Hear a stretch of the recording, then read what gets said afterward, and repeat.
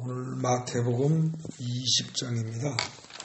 지난번에 마태복음을 19장과 20장 걸쳐서 중간쯤을 19장과 20장에 걸쳐서 한번 다뤘고요. 그 다음에 19장 부분 했고 오늘 다시 20장을 합니다. 그러니까 어떻게 보면 오늘 20장의 뒷부분 위주로 갈 겁니다. 지난번에 다룬 데가 결국 어디까지냐면 포도원 품꾼 비유까지 한 셈인데 그 다음에 17절부터 그 끝까지 34절까지를 오늘 주로 다루되 20장 전체가 무슨 말을 하는가 그걸 살펴볼 예정입니다. 제가 하는 설교가 혹시 뭐 특징이 있다면 그게 꼭 좋다는 뜻이 아니라 다른 분들의 설교하고 좀 다른 특징이 있다면 뭐냐면 한 챕터씩 나갑니다. 한 장씩. 그리고 한 장 전체를 통째로 보는 그런 방식으로 나가는 게 조금 다른 점입니다. 좀 구체적으로 얘기하자면 뭐냐면 20장에 보면은요, 현재 거기 제목이, 소제목이 어떻게 되어 있습니까? 포도원 품꾼들 하고 처음에 1절부터 16절까지 나오죠. 그 다음에 17절부터 다시 죽음과 부활을 세 번째로 이루시다. 이런 얘기가 나옵니다. 그 다음 20절부터 한 어머니의 요구. 그래서 또 좀 길게 나오고 마지막에 맹인 두 사람을 고치시다 그럽니다.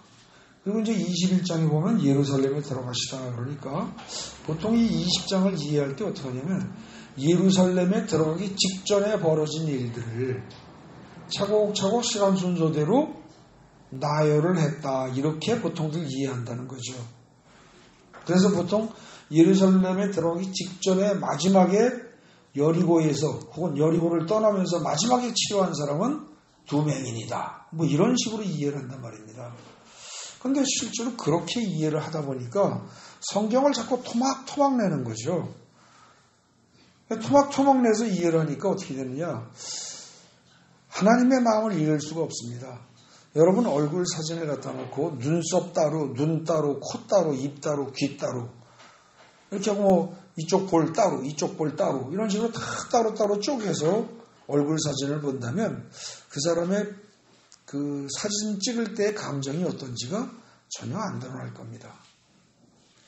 마찬가지입니다. 지금 마태복음 20장도 지금 여기 소제목이 붙은 게 4개로 되어 있죠.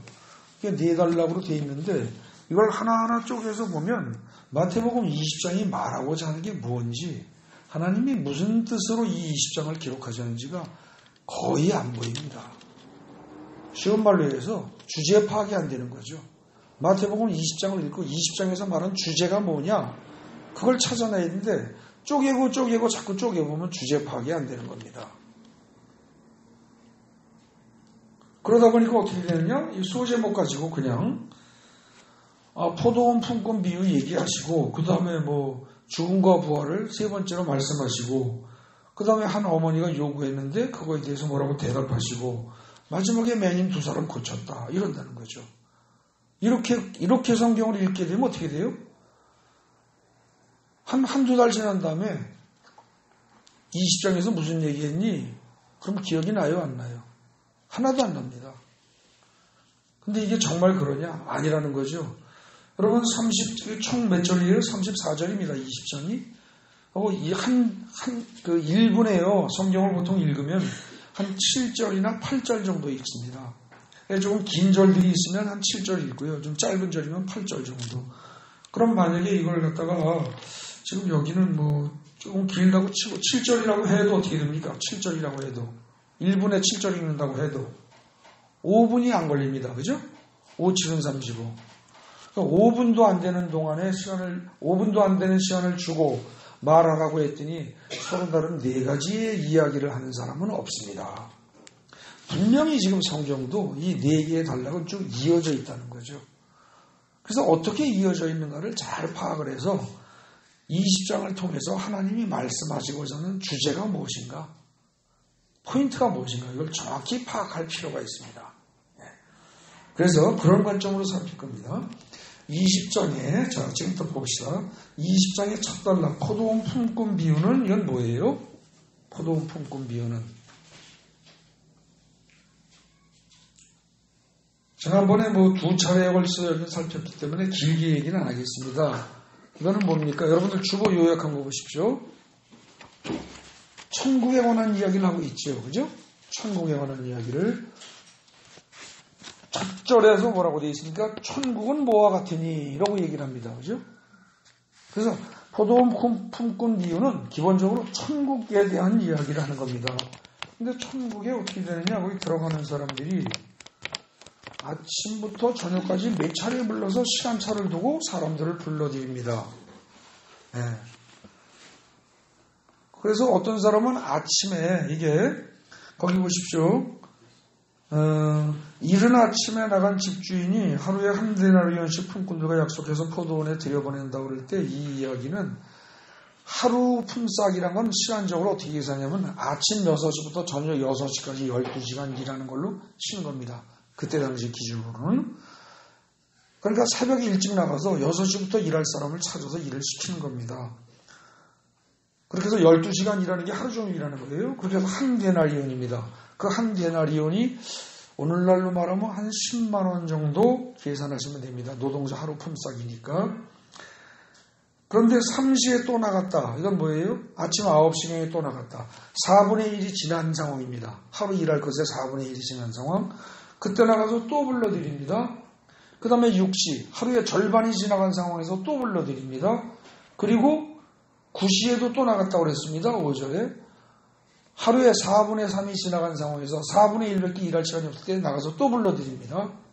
그리고 마지막에 11시 그러면 뭐예요? 12시에 끝나는 거기 때문에 11시면은 이제 거의 파장할 시간입니다. 그야말로. 끝낼 시간이에요. 그때 일꾼들을 또 불러드립니다. 그리고 나중에 어떻게 돼요? 임금을 주는데 늦게 온 자부터 하루치 품삯을 그대로 줍니다. 그러니까 나중에 먼저 왔던 사람들이 투덜거리는 거죠. 오늘날 자본주의 논리로 보면 당연합니다. 그죠?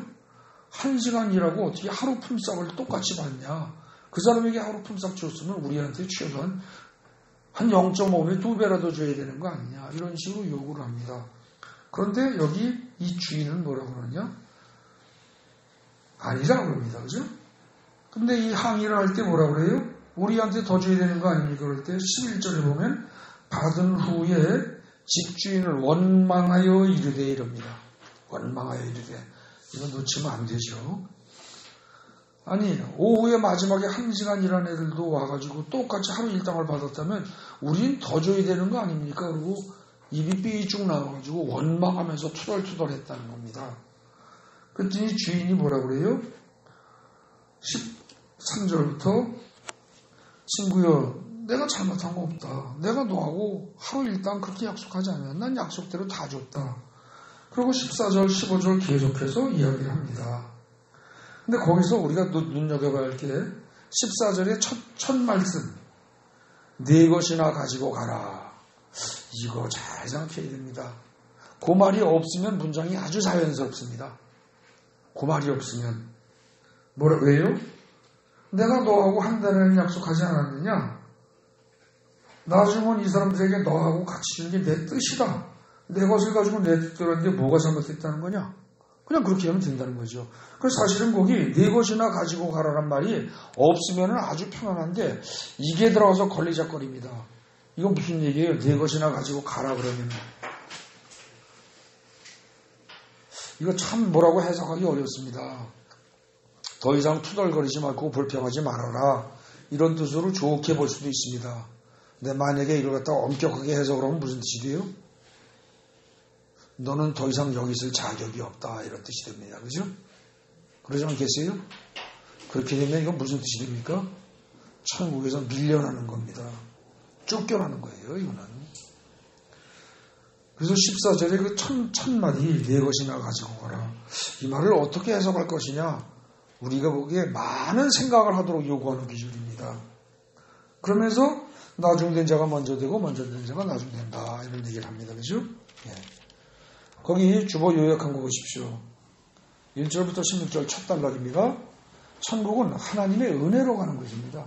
여러분들 아까 이 노동자들이 불려올 때 어떻게 했어요? 그냥 그 하루 그 품팔이꾼 시장에, 인력 시장에 거기서 하루 종일 서성대고 그냥 놀고 있는 겁니다. 실업자예요, 실업자. 근데 이 주인이 가서 불러왔기 때문에 직업을 가진 거예요. 그죠? 그리고 그들에게 하루 일당을 주는 겁니다.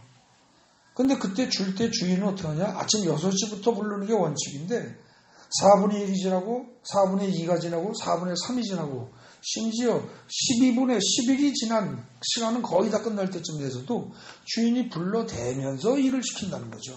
그리고 똑같은 품삯을 줍니다. 이 비유는 하나님이 여러분들을 신앙의 길로 불러들이는 게 어떤 사람은 뭐예요? 아침 6시에 부릅니다. 일찌감치. 모태신앙이 6시에 불리움을 받은 사람이라고 하면 9시에 불려온 사람은 어떤 사람이에요? 그래도 인생 4분의 1 이전에 불림받은 사람입니다. 초등학교 내지는 그래도 중고등학교 수준에서 교회 다닌 사람이에요. 12시쯤 불림받은 사람은 뭐예요?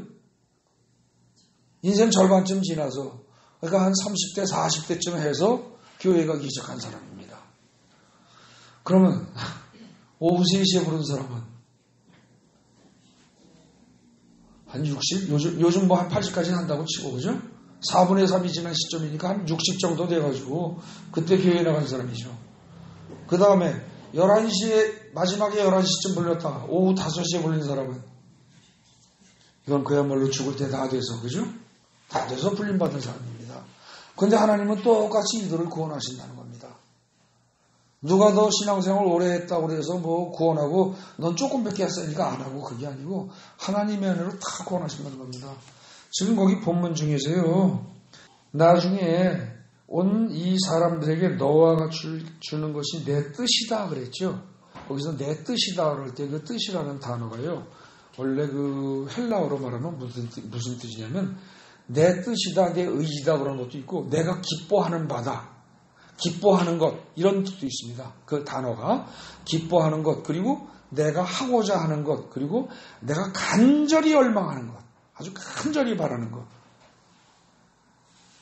그런 뜻이 있습니다. 이게 그러니까 결국 뭐냐면은 나중에 온 사람들에게도 풍성하게 1시간 반 일해서 하루치 일당을 주는 게 내가 정말로 기뻐하는 일이고 내가 간절히 원하는 바다 이게 이런 뜻이거든요. 우리말 지금 번역할 때는 이걸 단순하게 이렇게 해놔가지고 그냥 내 뜻이라고 해서 무미건조하게 해놨지만 이건 하나님이 아주 진심으로 이렇게 할 때 하나님이 기분이 좋고 기쁘시다는 거죠. 그래서 내가 이렇게 주는데 네가 뭐라고 말이 많냐 네가 뭐 때문에 투덜거리냐 이런 얘기입니다. 근데 투덜거리는 걸 단순히 꾸짖는 게 아니고 잘 보면 거기 1절 16절 주보 요약한 거 보십시오. 천국은 하나님의 은혜로 가는 곳입니다. 누가 잘해서 가는 거 아니에요.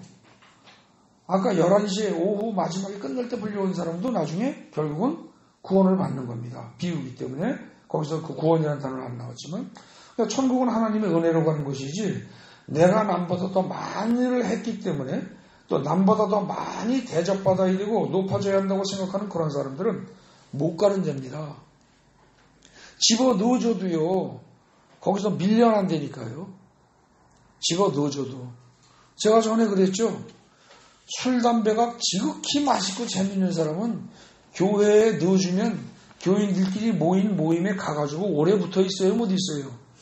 못 붙어 있어요. 술, 담배 생각이 나서.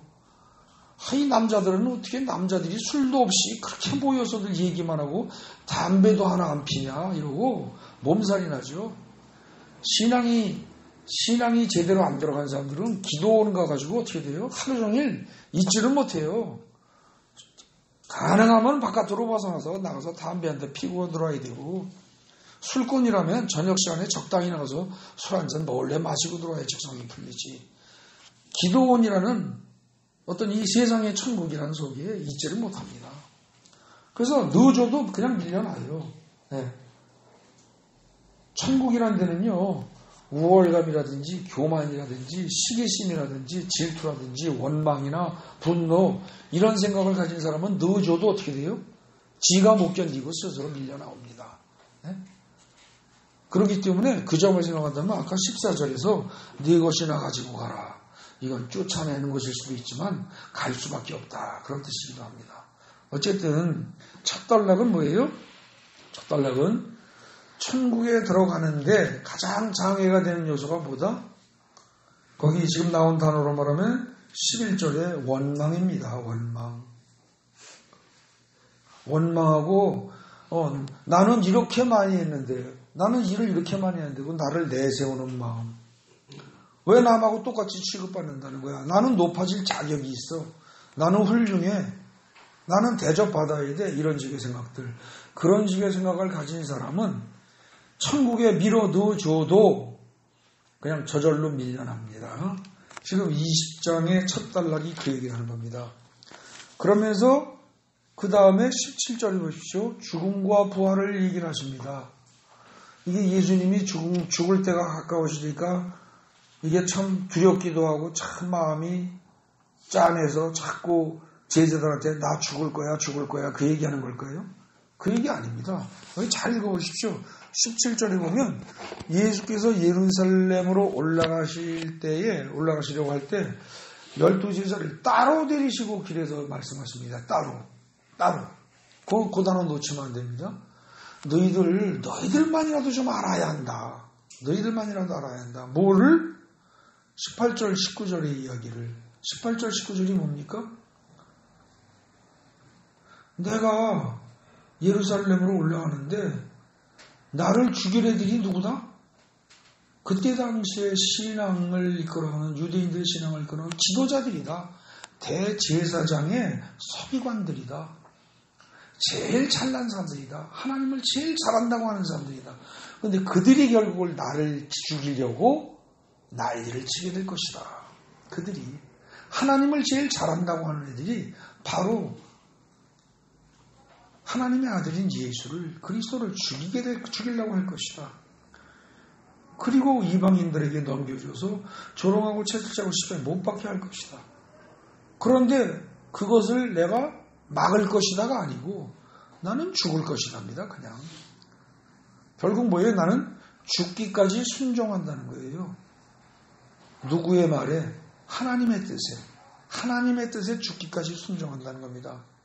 하나님이 예수 그리스도를 세상에 보내셨습니다. 그럼 예수는 뭐예요? 보내심을 받은 자입니다. 그리고 하나님이 보내신 자입니다. 보내심을 받은 자는 보내신 자의 뜻을 그대로 행해야 합니다. 그런데 예수님은 또 우리를 또 여기 있는 제자들을 사도로 삼으십니다. 사도라는 말이 보내심을 받은 자 그런 뜻이거든요. 그러니까 이 제자들도 그렇게 행동하라는 겁니다. 나는 하나님으로부터 보내심을 받아서 하나님의 뜻을 이루기 위해서 죽음의 길을 그냥 간다. 거부하지 않고 불평불만하지 않고 간다. 가는데 그것이 죽는다는 게 그냥 단순히 순간 턱 죽는 게 아니고 아주 거기 뭐예요? 조롱을 당하고 채찍질을 당하고 십자가에 못이 박혀서 가장 낮아지면 극지까지 내려간다. 그래서 죽기까지 간다. 그렇게 하면서 나는 낮아진다. 내가 누군데? 하나님의 아들인데도 나는 한없이 낮아진다. 나를 봐라. 지금 이 얘기입니다. 나를 보고 너희들도 낮아질 생각해라. 그 얘기입니다. 이 얘기는. 그런데 그렇게 말했을 그때에 그걸 깨달으라고 말씀하신 그때에 세베대의 아들의 어머니가 참 말 복잡하게 했습니다. 그냥 세베대의 부인이 그럼 될걸. 그죠? 근데 세베대의 아들의 어머니가 이랬습니다. 그럼 지금 여기서는 사실은 뭐예요? 세베대라는 사람이 중요한 게 아니고 세베대의 어머니는 어머니인데 사실 이 말을 하게 된 배경은 중요한 건 뭐다? 아들들 문제다 이 얘기입니다. 말은 어머니가 했지만 사실은 아들들하고 이거는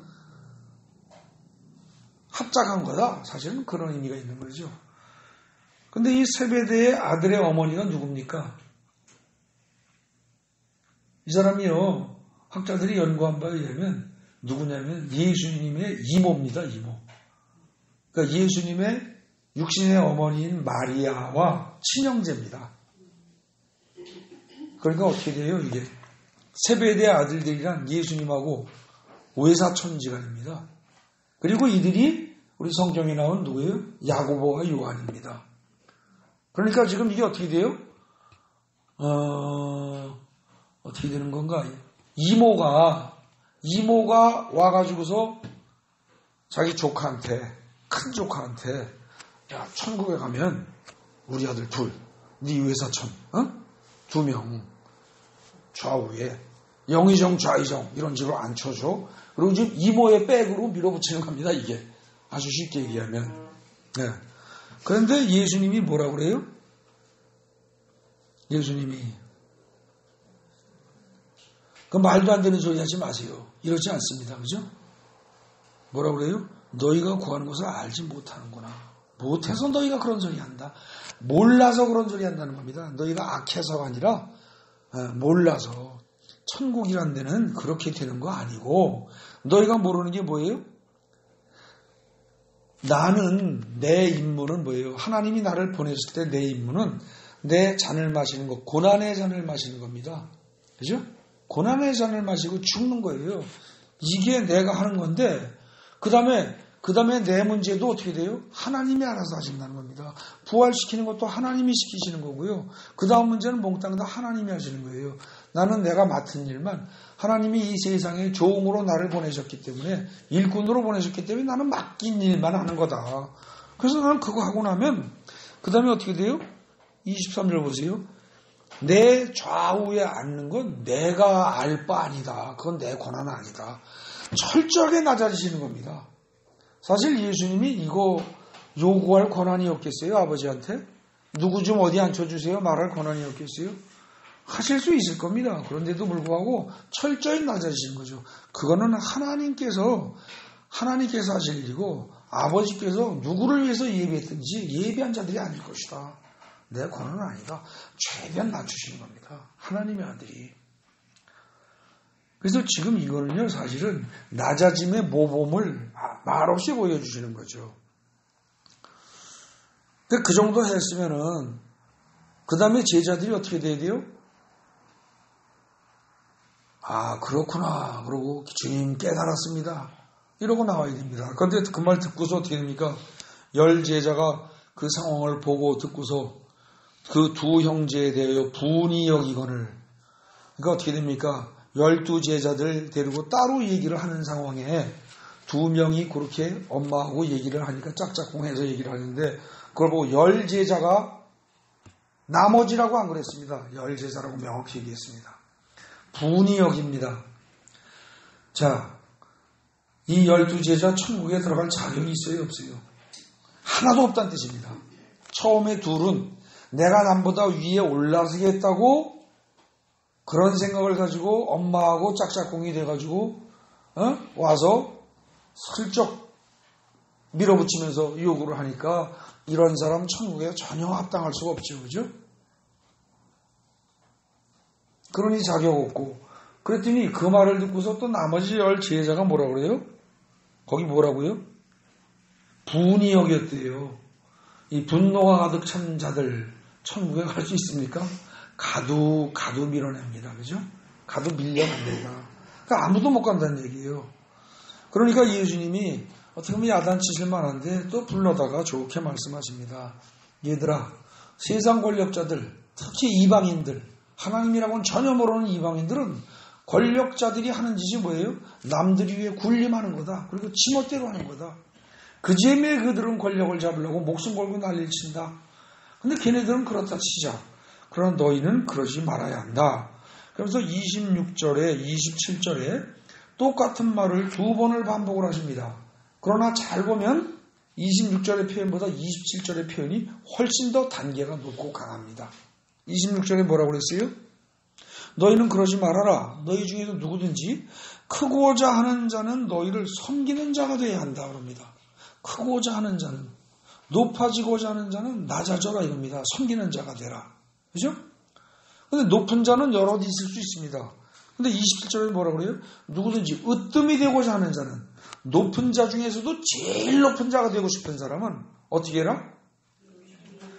낮아지는, 섬기는 자 정도가 아니고, 그냥 섬기는 자 정도가 아니고, 이건 뭐예요? 종이 되라 그럽니다. 근데 이때 이 종이라는 이 단어는요, 이 헬라어로 종이라는 단어가 이때 이 단어는요, 인격을 인정하지 않는 종입니다. 물건처럼 취급되는 종이에요. 그래서 주인이 그냥 죽이면 죽고 팔면 팔고 물건처럼 취급되는 수준의 종입니다. 이게 뭐 둘로서라고 해서 뭐 그 단어는 몰라도 됩니다. 자, 그럼 완전한 완전한 물건 취급당하는 수준의 종입니다. 그러니까 이건 죽여도 고만, 팔아도 고만입니다. 그런 수준의 종이 되라는 거예요. 결국 26절은 너희 높아지려고 들지 말고 낮아져라. 그런데 높아지면서 제일 높아지고 싶은 사람은 어떻게 다? 완전히 자존심, 인간성, 인권 모든 것 다 버린 물건 취급당하는 종처럼 그렇게 되지 않고는 너희는 제일 높은 자가 될 수 없다. 그러면서 이어서 뭐라고 그래요? 인자가 온 것은 섬김을 받으려 함이 아니라 도리어 섬기려 하고 그게 어디까지 된 거죠? 아까 26절이죠. 그죠? 26절까지 얘기해요. 섬기려 하고 그리고 자기 목숨을 많은 사람의 대속물로 주려 함이라. 목숨까지 죽이면 죽는 종처럼. 그죠? 근데 주인을 위해서 죽는 게 아니에요. 이게 지금. 주인을 위해서 죽는 게 아니라 누굴 위해서 죽어요? 많은 사람들을 위해서 죽는 거예요. 많은 사람들을 건져내기 위해서. 훌륭한 주인 한 사람을 살리기 위해서 죽는 것도 아니고 많은 어떻게 보면 쓰잘데없는 무가치한 그야말로 죄인들 그런 죄인들을 건지기 위해서 대속물이란 말이 뭐예요? 속죄를 대신하는 물건 취급을 받고 속죄를 대신하기 위한 물건 대속물입니다. 그죠? 그들의 죄를 대신 속죄하기 위해서 대신 속죄하기 위한 물건 취급을 받고 나는 죽어나간다. 거기까지 낮아진다. 그 얘기입니다. 결국 그렇게 보면 어떻게 됩니까? 지금까지 한 얘기는 전부 뭐예요? 높아지려고 들지 말아라 이겁니다. 맨 처음에 첫 단락에서 말하는 포도원 품꾼 비유. 여기서 먼저 온 품꾼들이 불평불만이었던 게 뭐였습니까? 나는 아침 6시부터 일했는데요. 9시부터 일했는데요. 나는 아무리 그래도 절반은 일했는데요. 근데 얘는 10분의 1도 아니고 마지막에 12분의 1 잠깐 와서 하는 척하고 흉내내고 말하는 애들한테 어떻게 똑같이 준단 말입니까? 이러고 투덜거린다는 거죠. 천국은 그런 사람들은 못 간다는 겁니다. 하나님의 은혜로 가는 거예요. 누가 일을 많이 해서 교회를 오래 다녀서 교회에서 봉사를 많이 해서 그래서 가는 게 아니고 하나님의 은혜로 간다는 거죠.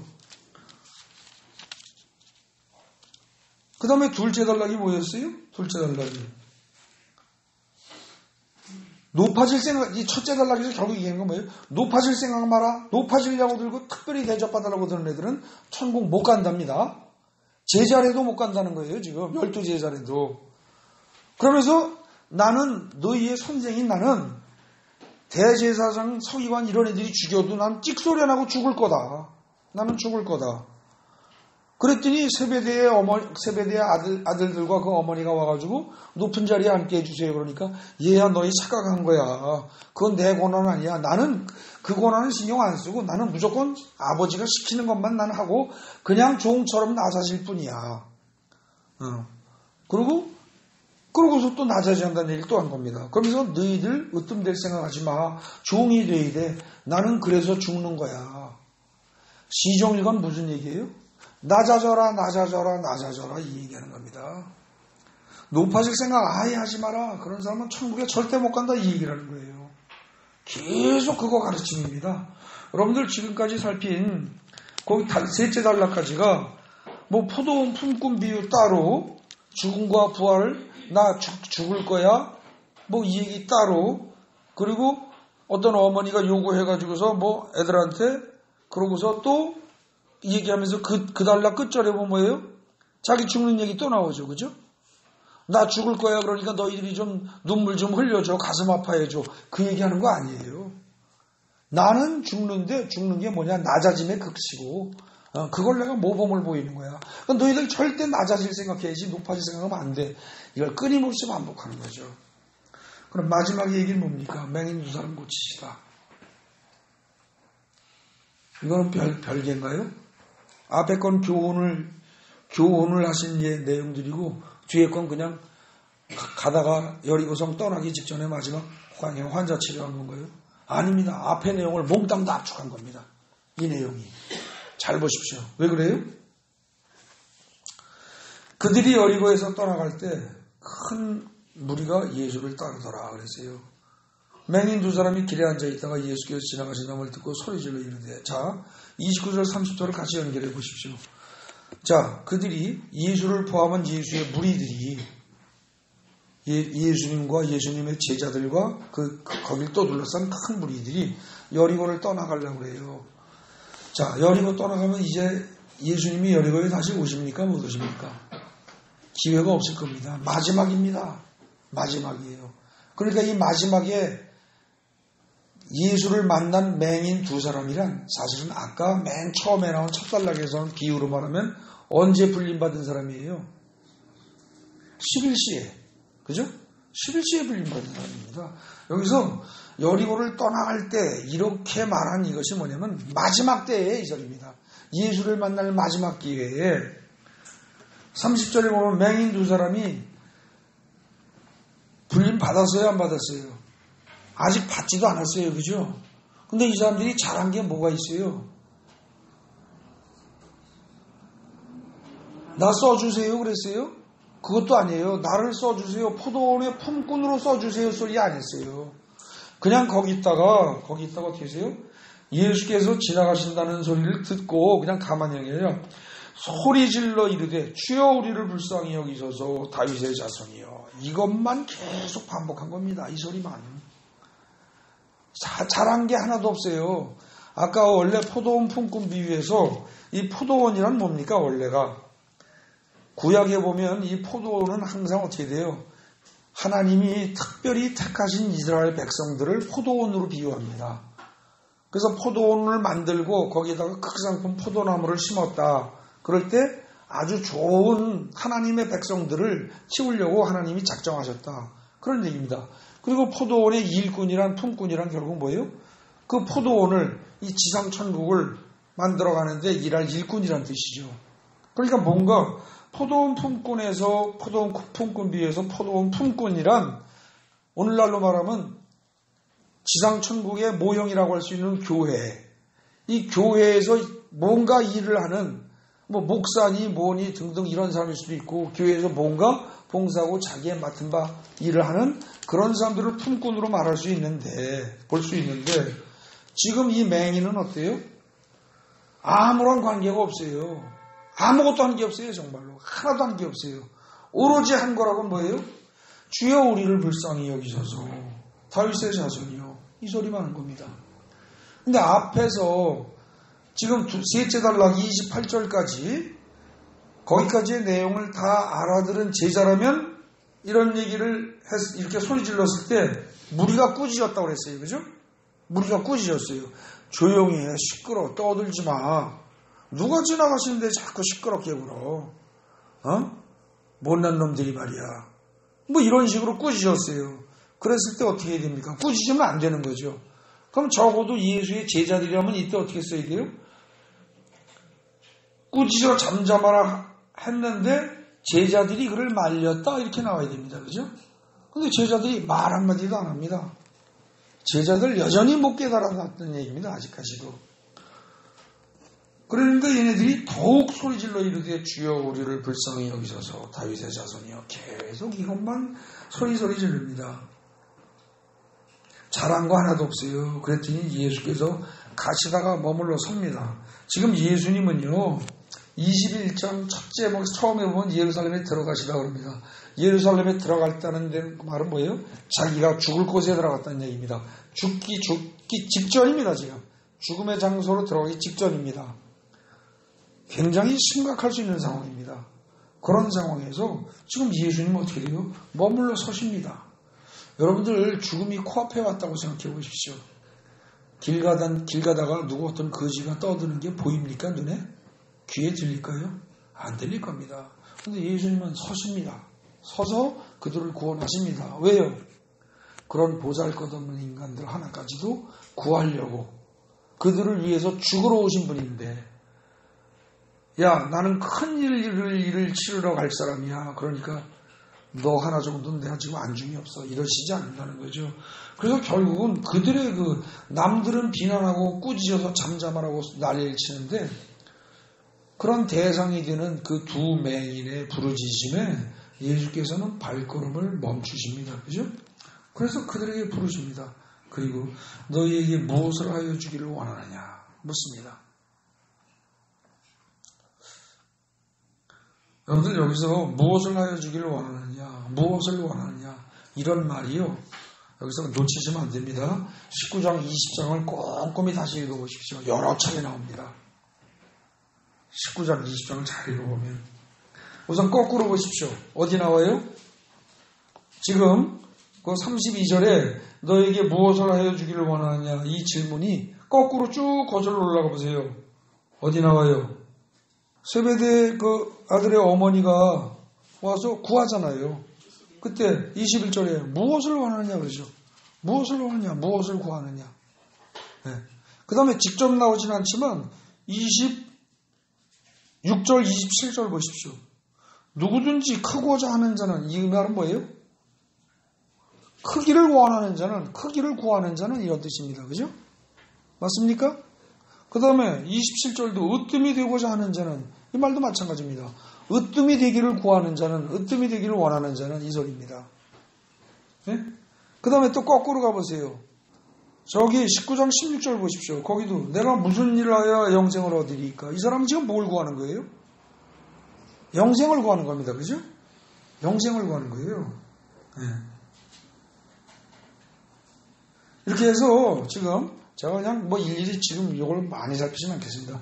19장, 20장을 꼼꼼히 살펴보십시오. 그럼 무엇을 구하느냐라는 말이, 내가 구하는 건 뭐냐는 말이 여러 번 나옵니다. 근데 그렇게 하면서 지금 여기서 지금 마지막에 32절에서 무엇을 해주기를 원하느냐 이렇습니다. 그죠? 그랬더니 대답이 뭐예요? 우리의 눈뜨기를 원하나이다 이랍니다. 이 맹인들은 육신적으로 장님이었습니다. 그죠? 그러니까 분명히 육신적으로 눈을 뜨기를 원합니다. 이런 말을 하겠지요. 그죠? 그런데 여기서 지금 사실은 성경이, 하나님이 마음속으로 말씀하시는 건 뭐예요? 지금 이 성경 본문을 읽는 너희들은 무엇을 원하느냐? 20장에 내가 말하는 말들을 진짜 깨달았다면 너희는 무엇을 원해야 마땅하냐? 이런 질문을 역으로 하시는 셈입니다. 무엇을 원해야 돼요? 영의 눈을 뜨기를 원해야 됩니다. 영의 눈을 떠서 뭐를 깨달아야 돼요? 영의 눈을 뜬다는 게 대단히 신령한 무슨 남들은 못 보는 영의 세계를 보고 귀신을 보고 천사를 보고 그런 것일 수도 있습니다. 그런데 그게 아니고 진짜로 천국이라는 곳은 영의 세계는, 하나님 계신 영의 세계는 어떤 자들이 간다? 어떤 자들이? 낮은 자만이 간다. 그걸 제대로 깨달아서 삶 속에서 낮은 자세를 취할 수 있어야 된다. 지금 그겁니다. 네.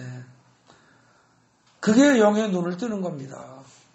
근데 아무리 가르쳐줘도, 아무리 너희 노력으로, 너희 공로로 천국 가는 게 아니다라는 걸 20장 처음에 포도음 훈풍 비해서 얘기를 했단 말입니다.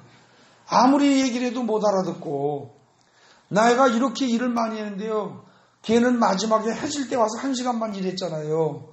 나는 아침부터 낮에 떼약볕 뜨거울 때 죽도록 일했는데요. 12배를 일했는데요. 왜 나를 똑같이 취급합니까? 그렇게 생각하는 애들은 절대 못 들어간다는 사실 분명히 깨달아야 한다. 예수님으로서는 아마 안타까우실 겁니다.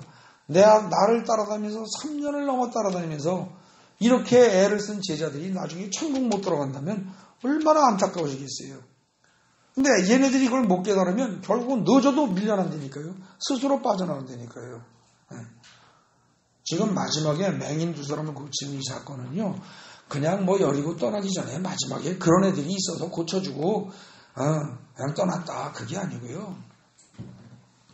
이거는 지금 20장 전체를 요약하는 거라는 거죠.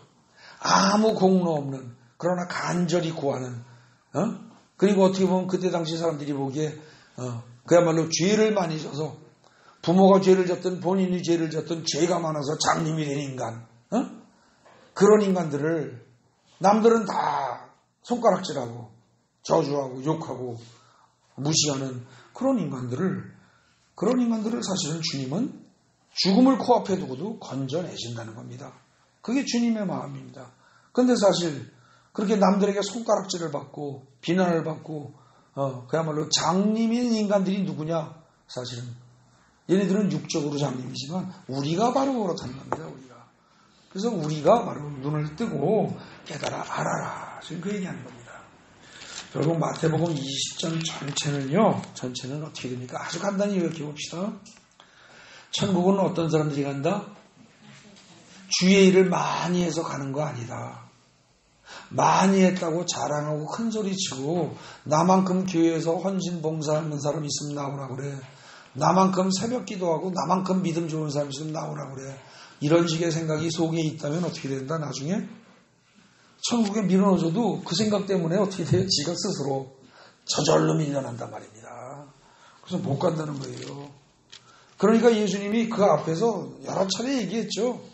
누가복음이나 마가복음 이런 데서도 그렇고 어린애 같지 않으면 못 간다. 어린애 같아야 한다. 어린애 같아야 된다. 그죠? 그리고 또 마태복음에서 우리 지금 살피고 있는 마태복음의 8장에서 어떻게 합니까? 팔복 얘기할 때 처음부터 얘기했잖아요. 심령이 가난한 자, 애통하는 자, 그런 자가 천국에 가게 될 것이다. 계속 그런 얘기했지 않습니까? 네. 그래서 절대로 교만한 마음을 조금이라도 가지고 있다거나 교만하고자 하는 마음 혹은 원망하는 마음 이런 마음을 가진 자는 천국이라는 것의 본질 자체가 그런 것들을 배제한 사람들만 모인 데가 천국이라 거긴 넣어줘도 못 간다는 거예요. 그러니까 절대 그러지 말아라. 그럼 어떻게 되느냐? 자꾸 낮아지고 겸손해지고 낮아지고 겸손해져야 한다. 어디까지? 남의 종이라고 취급받아도 아무런 소리 안 할 때까지. 그러면서 너희들은 나를 봐. 내가 하는 걸 봐. 난 어디까지 낮아진다? 죽기까지 낮아진다. 그 얘기입니다. 죽기까지 낮아진다. 그런데도 불구하고 세베대의 아들들은 어머니와 합작을 해서 높아지려고 애를 쓰고 그걸 깨우쳐 주었더니 두 사람은 깨우쳤는지 아닌지 몰라도 열 제자들은 또 옆에서 분노하고 그죠? 참 깝깝한 제자들입니다. 그래도 차곡차곡 타이르면서 얘들아 나는 죽기까지 낮아지는 거야 라고 의미를 또 설명을 해주시고 그러고선 그 다음에 마지막에 뭐예요? 그 소리 지른 두 맹인이 기도를 참 잘했어요. 뭘 잘했어요? 그냥 불쌍히 여기서서예요. 나는 누가 봐도 불쌍한 인간입니다. 특히 당신 같은 메시아가 구세주가 예수님 오시엔 난 정말 불쌍한 인간 아닙니까? 무지무지하게 낮아진 기도를 한 거죠. 뭐 해주세요 이 소리 안 했어요. 그죠? 뭐 해주세요. 나를 해달라고 하면 오로지 한 가지예요. 우리를 불쌍히 여기소서요. 우리를 불쌍히 여기서. 엄청 낮아진 겁니다. 주위에서 온갖 손가락질하고 비난을 하면서 잠잠해라 조용해라 그러고 난리를 치는데 신경 안 쓰고 오로지 주님만 바라면서 불쌍히 여기소서입니다. 그리고 다윗의 자손이요. 이거는 그때 당시에 유대인들이 할 수 있는 최고의 존칭어입니다. 그러니까 예수를 높이고 나는 한없이 낮아지는 자세.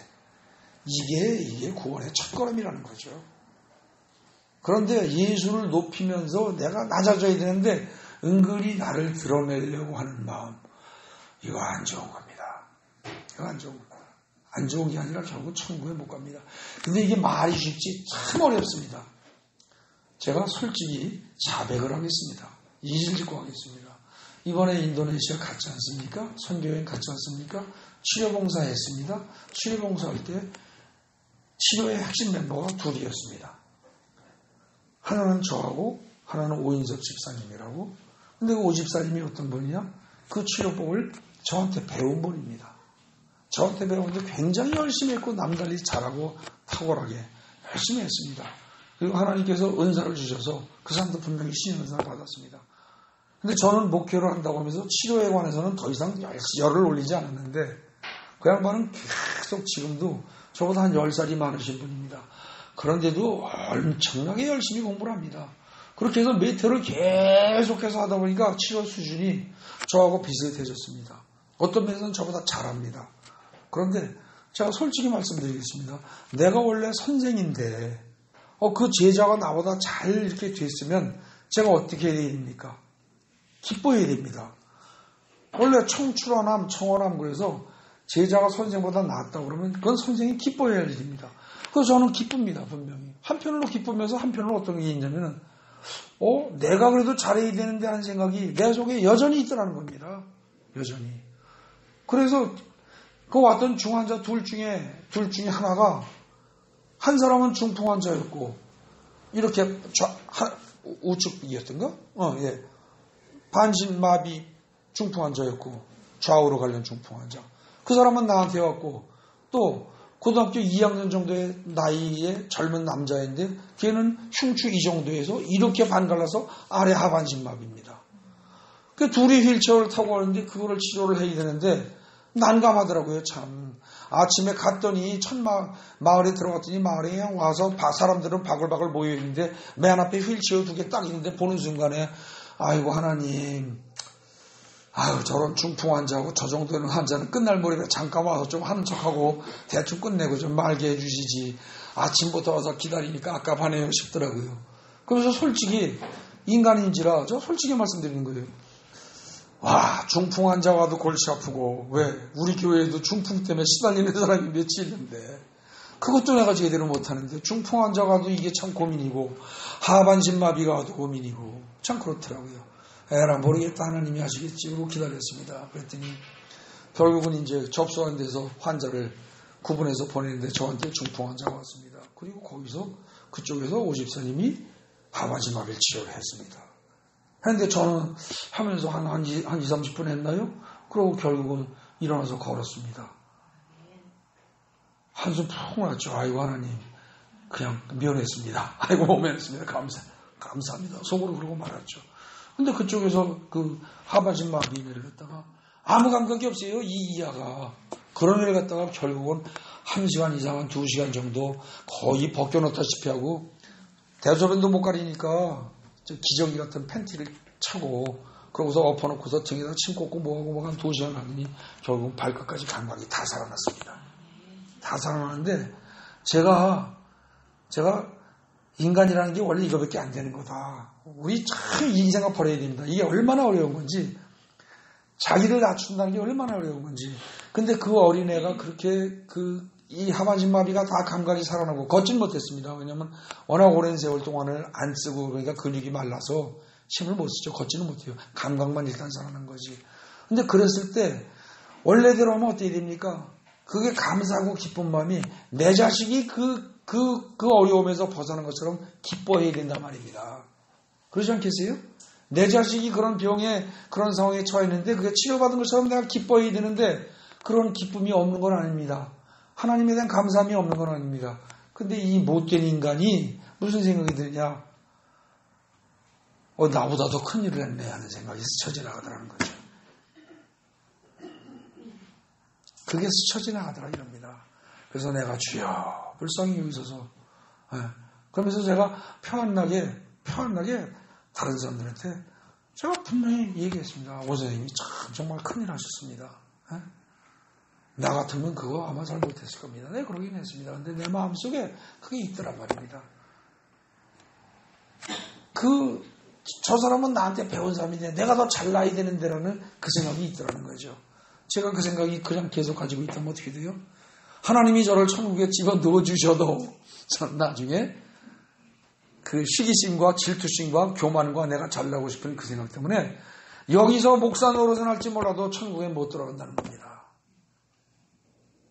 여러분들 이게 참 어려운 얘기입니다. 오늘 제가 이 부분 이걸 설교를 하면서 주여 이거 참 진짜 어려운 얘기인데요. 나도 제대로 못하는 진짜 어려운 얘기인데요. 그런 생각을 하면서 이 자리에 섰습니다. 실로 어려운 얘기입니다. 여러분들 그래서 어쩌면 그 마지막 맹인 2사람 고치는 이야기 있죠. 거기서 나오는 주여 우리를 불쌍히 여기소서. 이게 정답인지 모릅니다. 무슨 말을 하겠습니까? 내가 남보다 잘났다고 뭘 얘기를 하겠습니까? 내 속에 그런 심성이 그대로 들어있는데 그걸 벗어버리기가, 이 목사라고는 저도 그걸 벗어버리기가 크게 그렇게 힘이 들고 참 힘들더라고요.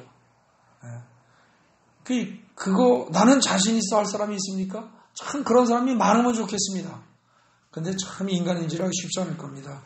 그래서 아마 우리는 주여 우리를 불쌍히 여기소서, 아마 이 기도가 어쩌면 주여 우리를 불쌍히 여기소서, 그리고 그 다음에 뭐예요? 다윗의 자손이가 아니라 우리는 예수가 어떤 분인지, 예수의 본질이 무엇인지를 정확히 아는 우리들이니까 이제는 다윗의 자손이여 정도가 아닙니다. 그죠? 주여 이 우리를 불쌍히 여기서 하나님의 아들이시요 그리스도시요. 아마 그 기도가 가장 그 하나님께서 기뻐하시는 기도가 아닐까 그렇게 생각을 합니다. 그리고 실제로 전 세계에서 가장 많은 그리스도인들을 포괄하고 있는 종교, 그게 우리 대한민국의 장로교가 아니고요. 장로교는 정말 미미합니다. 아주 조금이에요. 전 세계에서 가장 큰 교단이라고 말하면 정교회입니다. 정교회. 러시아 정교회, 그리스 정교회, 그걸 포괄하는 정교회 조직이 제일 크고 세상에서 이 지구상에서 하나님을 믿고 예수를 믿는 조직 중에서 제일 큰 조직입니다. 거기가. 숫자가 제일 많아요. 거기가. 근데 걔네들이 제일 중하게 여기는 기도가 바로 지금 이 부분입니다. 주여 우리를 불쌍히 여기소서. 딱 이거 한마디입니다. 그래서 걔네들은 다른 기도 많이 안 시킵니다. 자꾸 이것만 시킵니다.